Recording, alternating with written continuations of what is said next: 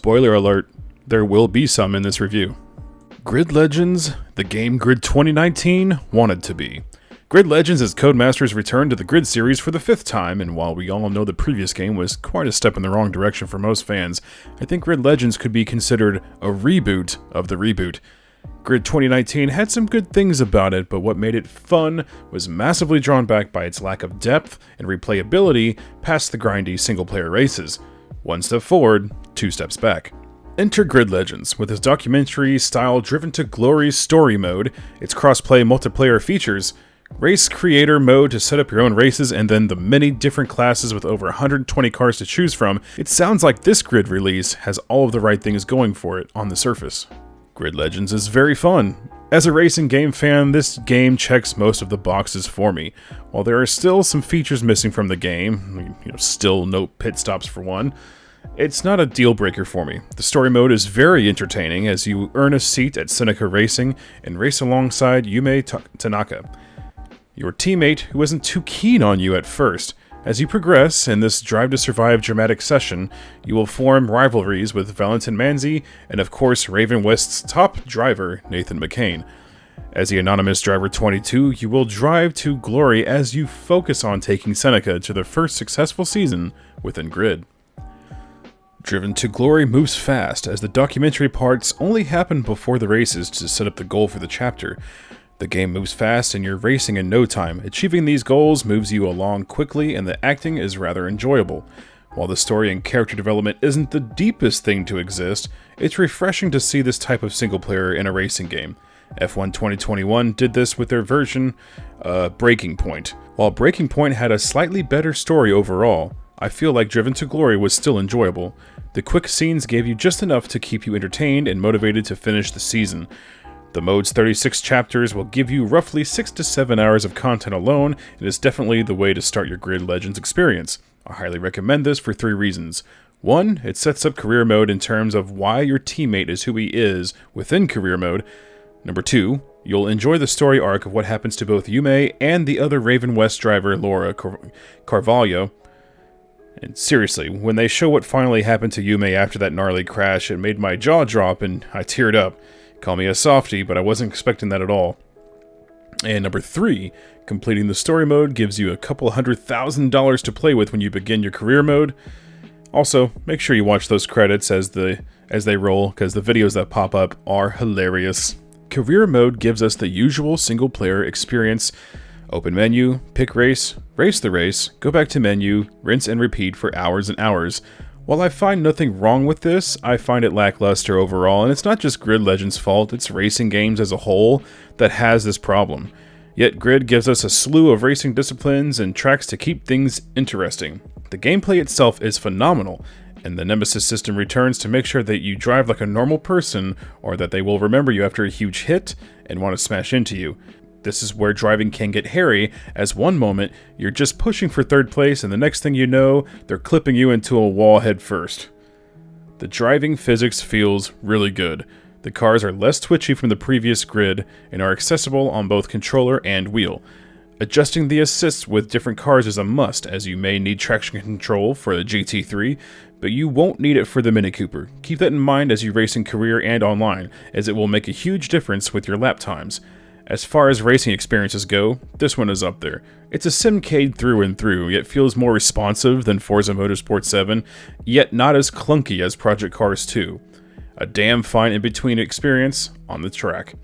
Another thing I enjoy about this career mode is it doesn't require you to win every single race. Sure, you have the Raven West challenges, which do require you to get P1 to continue, but some of the races only expect you to get a podium or a top 5, which is easier to manage if you play on harder settings, as most of the races are only 3 to 5 laps. As you earn money, you can upgrade your cars, upgrade your team, and purchase new cars to add to your collection. Most of the vehicles in story mode go untouched. You use the same cars over and over throughout the story. Career mode opens up the floodgates and gives us races with every class and gives you samples of which cars you may or may not enjoy. The more you race, the more liveries you unlock. The more liveries you unlock, the more you can customize. There is no editor like in the Forza series, but there are so many options here you will never run out of styles for your car. Be sure to change up your sponsors to line up with which car you'll be racing with to unlock things even faster.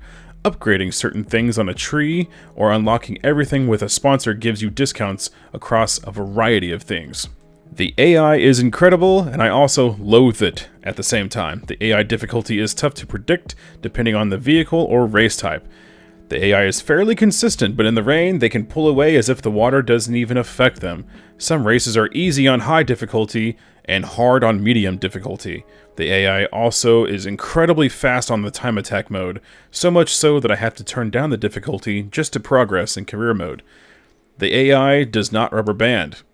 At least, I didn't notice if they do. AI is the most realistic AI I have yet to experience. If the AI car suffers damage and starts smoking up, then driving at 25% of the speed, it strays off of the racing line as it finishes its lap. The AI will also use proper driving techniques to ensure a realistic racing experience. It's not perfect, but it's close. The AI are much faster on the time attack modes. I know I have already said this, but here is an example. I was running a consistent 1 minute and 25 seconds around Suzuka. That was 2 seconds too slow on hard to catch up to P1. Now, when I turned it down to normal, I was 3 seconds faster than the AI in P2. Running again, a 125. It's very inconsistent AI difficulty within time attack, and it's weird because I can beat legendary AI on races, but I can only beat the normal AI on time attack. That doesn't make sense to me. The graphics, the sense of speed, the damn rain, it's all magnificent. This game is beautiful. Drifting actually feels good in this game. Am I a drift expert? No. Can I compare it to other drifting specific games? Well, no. Is it better than Need for Speed Heat? Very much so. Is it better than Forza Horizon 4? No. It's still damn good though. If you played the previous Grid, you will be familiar with some of the fantasy tracks found on Grid Legends. Honestly, I'm a fan of this as it's good track design. Revisiting these tracks within story mode just further proves that Grid Legends is what Grid 2019 should have been. The core of Grid 2019 was great, but felt like a shell of what it could be. Grid Legends is the meat that we needed within the single-player experience. Race Creator has a ton of depth for making your own races. It's the most in-depth creator in any racing game. No, you're not designing your own tracks, but you are directing what happens on the track. Which cars, the rules, if you use ramps or boosts, and other mechanics within. It's all wild. This allows me to do some endurance races, which are my absolute favorite. I just want to bring up Nathan McCain. He is the most unlikable character in any racing game ever. Him and his uncle Ryan McCain are scumbags. I also hate how they treat Laura. They even picked douchey sunglasses for Nate too. He's such a punchable antagonist. Unfortunately, there is no pit stop within these races, which means damaged AI cars will aimlessly lap around the track like an injured Impala. This also makes endurance races made on the Race Creator seem unauthentic, as there is no strategy, no recovery if you plan on doing it with damage turned on.